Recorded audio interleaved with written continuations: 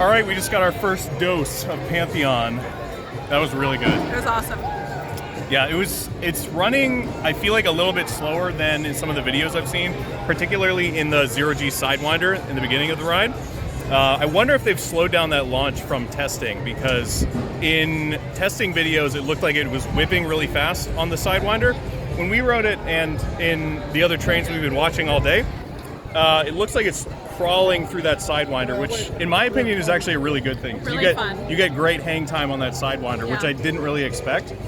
The ejector hill in the middle of the launch is really good, particularly in the second and third launch, because the first time you go up, you don't get much from that first hill. Yeah. And then crawling up the big top hat the first time is like, you don't get a lot out of it, but the launch going backwards is really great. Yeah, that was my favorite.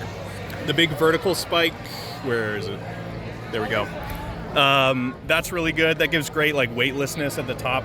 We also rode in the very back row, which I would recommend. Yeah, that was really fun. You go so high up on that vertical spike in the back row. That was really good. Oh, and then the final launch going forwards over that little ejector hill throws you out of your seat. Yeah. You get good ejector airtime on the second, well, I guess the third and fourth total launch in the ride. So the backwards launch and then the final forwards launch, you get great ejector on that last hill. The train has been absolutely crawling over the top hat every train we've seen, and it did that for ours. Great suspense as you're crawling over the top. The drop is great, 95 degrees, really throws you out of your seat. My back like smacked the back of the seat, like. Yeah, it really makes you like lean forward and then like smashes you back. Yeah.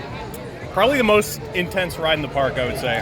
Yeah, and I don't hand these out lightly, but I would say that one was an S tier. You heard it here first. Yeah, Probably that was not, great. but yeah. I'm also giving it an S. That was really great. The Zero-G stall, great hang time on that as well.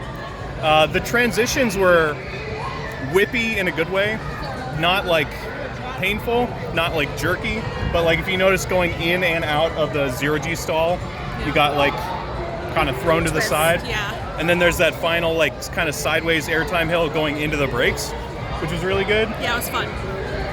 It really pops. It was great. It's really good. I would say the first launch after the switch track was kind of eh. Everything after that really, really pops. And the Zero-G Sidewinder before. But so, yeah. That's my number one in the park for sure.